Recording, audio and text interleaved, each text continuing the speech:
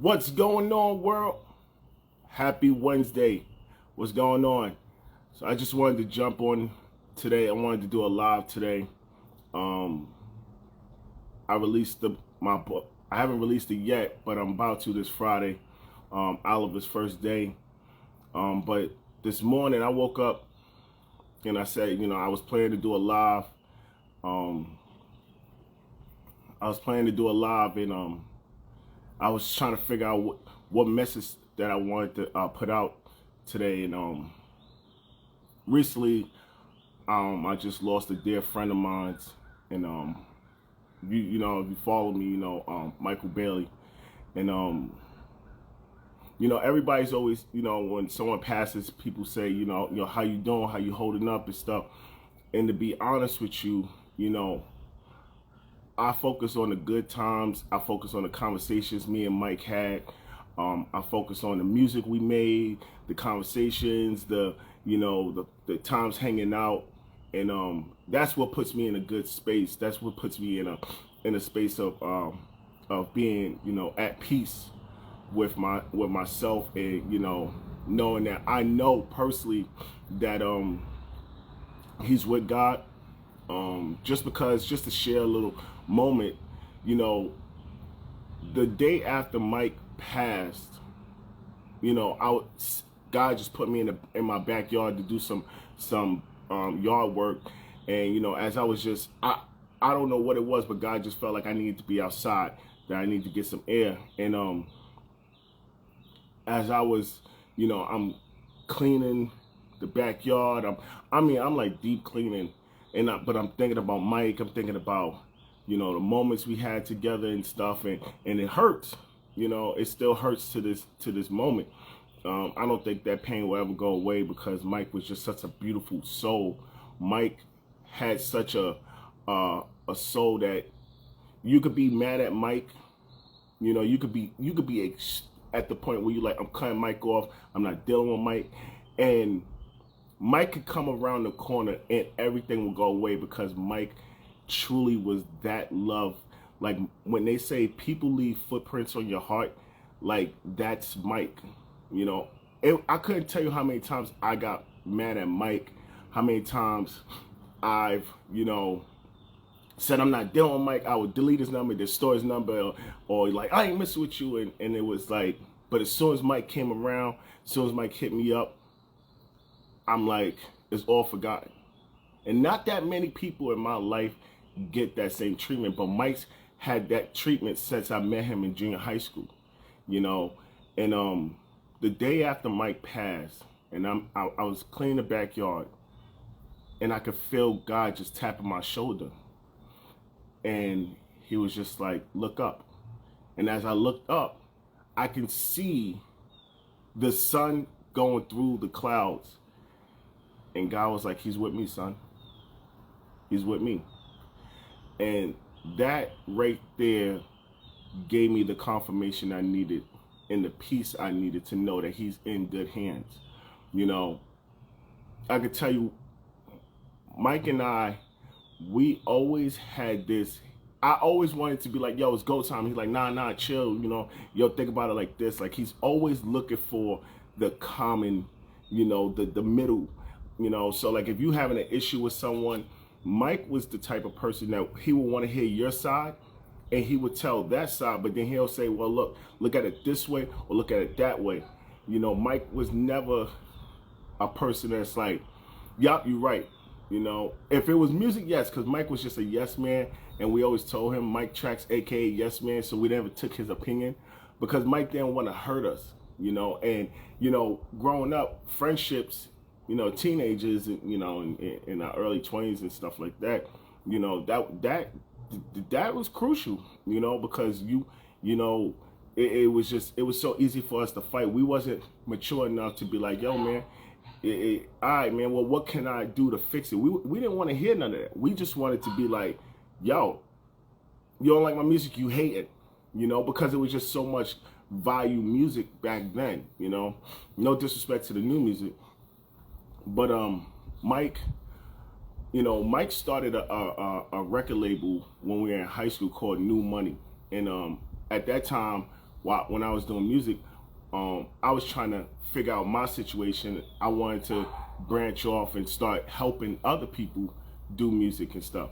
And like when Mike, Mike came to me, was like, yo, I want to do some music together. And when Mike was telling me, yo, we gotta do something, but we don't want to do it. We don't want to get a record deal. We just want to do music just for us, just to play music in the car. You know, we just want to put music out for our friends. We don't nothing. So Mike always had that mentality of like, yo, we could just do music just to do music. It don't have to be something, where we gotta walk into record labels and stuff. And I always saw that vision with Mike. So, when Mike passed, before it was so easy for me to listen to his music, listen to music that I put him on.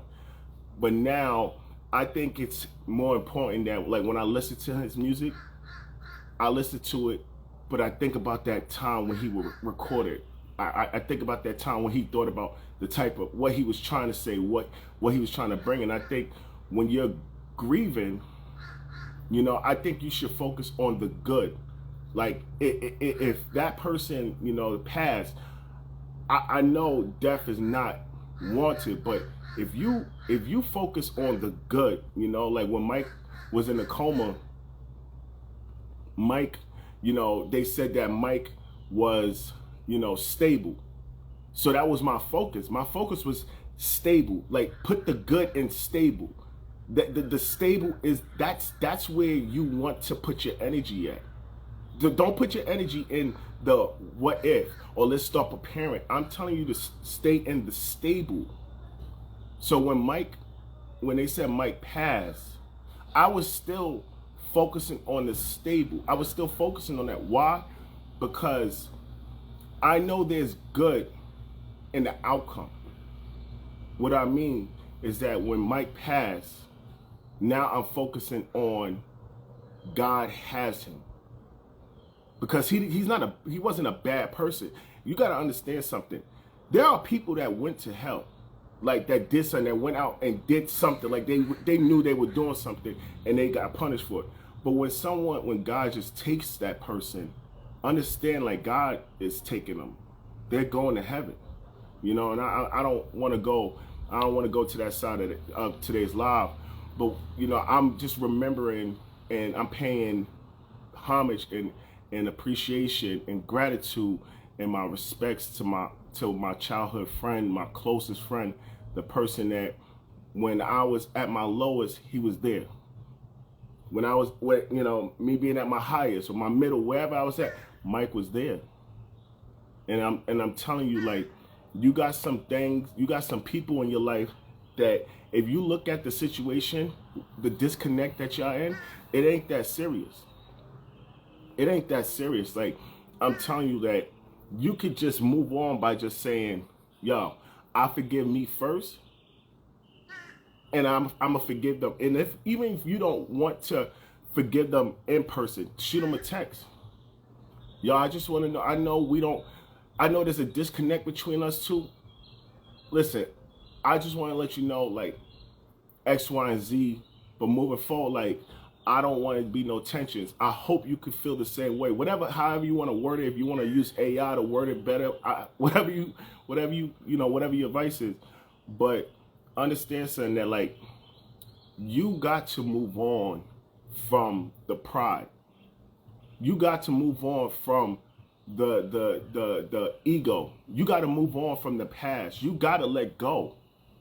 You got to let go. Like, understand something, like, the only time, you can't wait till someone dies to let go. Because that's what happens.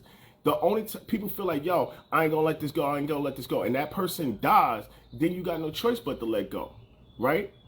But what I'm telling you is that don't wait till someone's physically in the ground to let go. Let go now. Let it go.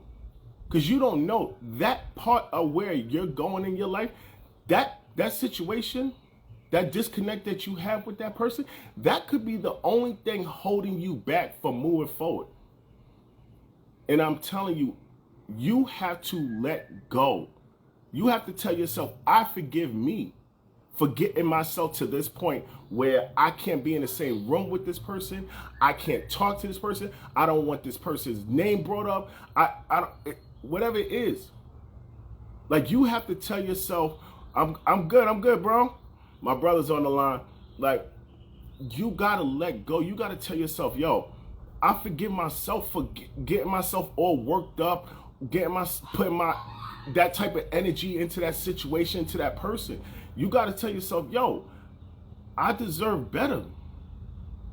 You don't wanna mess with me no more? Cool. I'm cool with that. Just understand, I forgive you. I forgive you. Because you're not mature enough to say, yo, what me and you got going on, it got a disconnect, but I could be the bigger person. We can be the bigger person, people to say, yo, that it ain't that deep. I want to tell you something this morning before I jump off. I want you to be more at peace than be right. I'm going to say it again. I want you to focus for the remainder of these 6 months. I want you to focus on being at peace than being right. Just because you told that person off, you did this, and y'all, this is what it is. Understand something. Being right, it's only hurting the situation even more. You told your kids off. Yup, I did this. I told my spouse off. Yup, I did that. Let me tell you something. The seed that you plant and being right, I promise you, that grass ain't growing. But being at peace with yourself, being at peace with the situation, being at peace with the person, I promise you, when you start putting those seeds, you don't just get grass. You get flowers. You get fruit. Everything starts to cultivate for you. But if you keep living with this, oh, this is the way I am, I'm not going to change. Oh, this person is wrong, and you pointing a finger and you doing this, I promise you when I tell you this, I cannot tell you, I can't stress this enough. You are only hurting yourself. You are only holding yourself back. No one else. Because you might have the situation and that person's like, yo, I ain't even thinking about that situation anymore. I done moved on. But you still sitting here because you like that moment. You still like that feeling. That gives you the energy. And I'm telling you, move from that type of energy. Yup. More peace than being right. I'm telling you.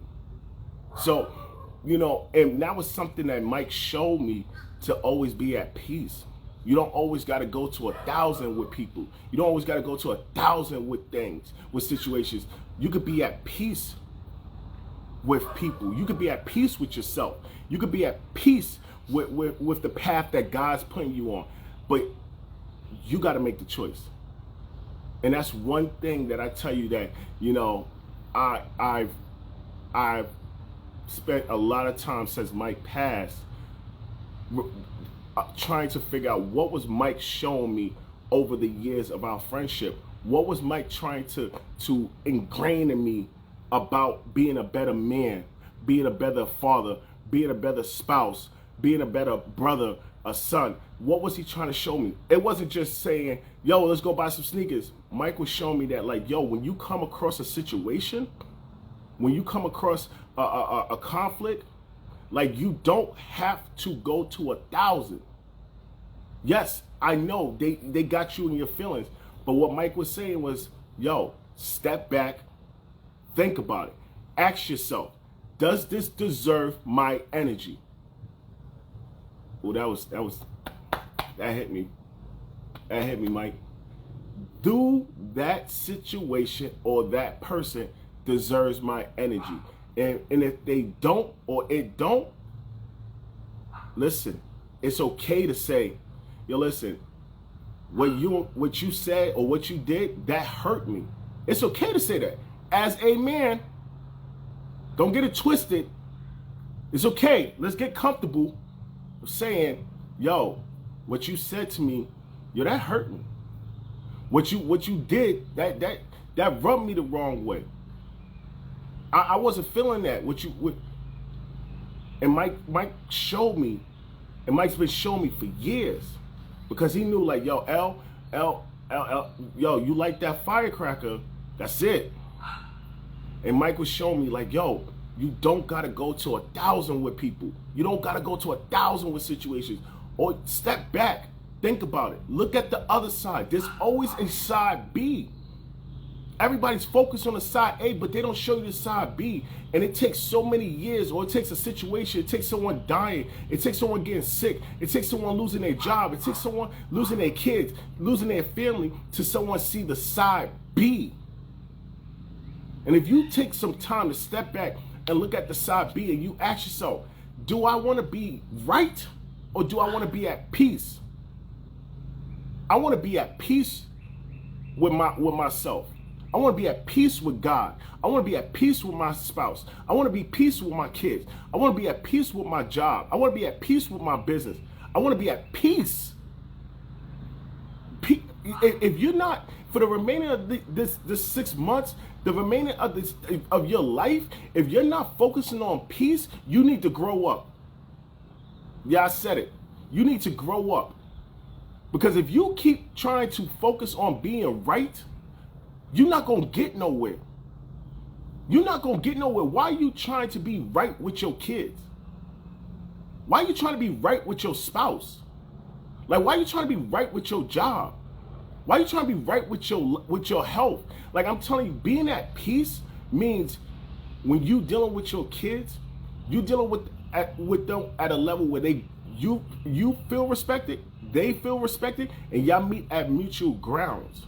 Just because you're older does not give you the right to say what you want to say, do what you want to do. No, understand something. You are leading them out your house to the world. And if you can't get them right, the world's going to do it. And you don't want the world to do it. So I'm telling you, be at peace with yourself first. You put the mask on first. Like, if it's going down, you put the mask on first. Peace starts with you. You can't expect someone to come in your life and give you peace. No. Peace has to start with you first. You put the mask on first. And then you can give peace to everybody else. You can give peace to your kids. You can give peace to your family. What's up? What's up? What's up? What's going on? Africa, what's going on? I want you to understand that you got to give yourself peace first. You are a better person when you are at peace with yourself. Well, yo, L, how do I do that in this crazy household that I live in? How do I do that with this crazy job that I'm in? How do I do this in this crazy relationship? You got to figure out the way that before I go into this house, this job, dealing with my spouse, dealing with my kids, am I internally at peace? If not, I'm not ready to step there. So what I got to do, give yourself 10 minutes, 15 minutes, whatever. Give yourself time. No phone, no contact, peace. Find yourself in a place where you know, yo, I'm at peace. I'm thinking, okay, when I walk in here, was there an unresolved situation? Yes? Okay. Now, what am I supposed to do with this situation? Because you got to have an answer. You got to have an answer. You know what I'm saying?